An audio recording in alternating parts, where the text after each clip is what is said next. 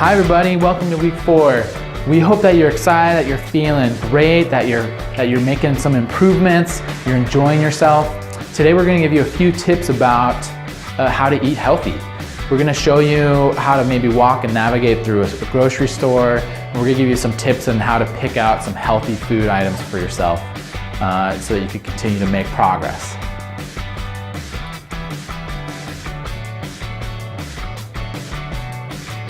Okay, so tip number 1, don't go grocery shopping on an empty stomach, because you will end up buying quick snack food items that, maybe you're hungry for, but maybe it's not the best option for you. Tip number 2, and this is kind of what we're here to talk about in the grocery store, is grocery stores are designed to have all of the more perishable stuff, the stuff that's natural and it's healthy and it's good for you, around the periphery. So they have the produce on the sides, they'll have the meat and the seafood and the back, and usually some dairy items and stuff like that. So that's usually where you want to shop. You want to fill up your cart on that stuff and then only go to the middle for snacks. And it's hard to find really healthy snacks, and Claire will tell you a little bit more about that.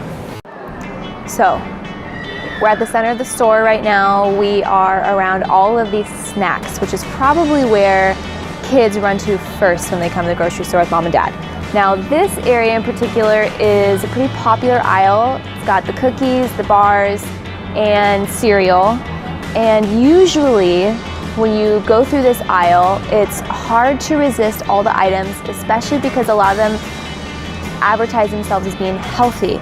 But the truth is, about most of the stuff that you see behind me and the cookie and the rest of this aisle is that they are loaded with artificial ingredients and tons of sugar. So, note to self, if you're looking for these kinds of items, you want a little bit of, some quick snacks, try and find items that outnumber the protein, the grams of protein outnumber the grams of sugar. So, for example, one that we would recommend are the Kind bars. So Kind bars are usually pretty good because they usually have 7 to 10 grams of protein per bar and only for a few grams of sugar, which is great. And as you can see on their box, ingredients you can see and pronounce. Let that be your mantra as you go through and check out snack items.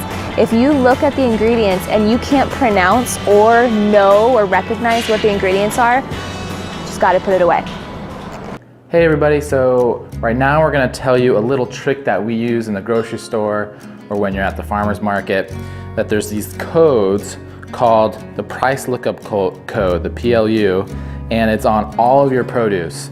Now, the reason why it's important is because it'll tell you maybe if there's chemicals in it, it'll tell you if it was genetically modified, or tell you if it's organic, and sometimes that's not exactly expressly, shown in a market. So if one of your produce is labeled with a 3 or 4 code in the very beginning, that means that it was grown kind of conventionally.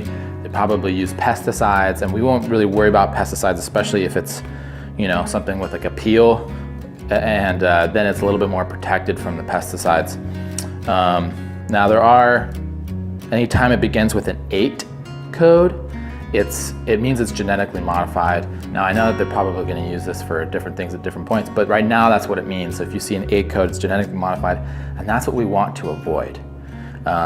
Your body just can't really digest it very well, and it's been shown to cause a lot of health problems. And then you also see 9. So 9 means that it's organic. And for certain foods, especially where you're eating a lot of it, and you might be eating it raw, for instance, it's best to go with an organic food. So like leafy vegetables and like broccoli, for instance, root vegetables especially, that'd be really important.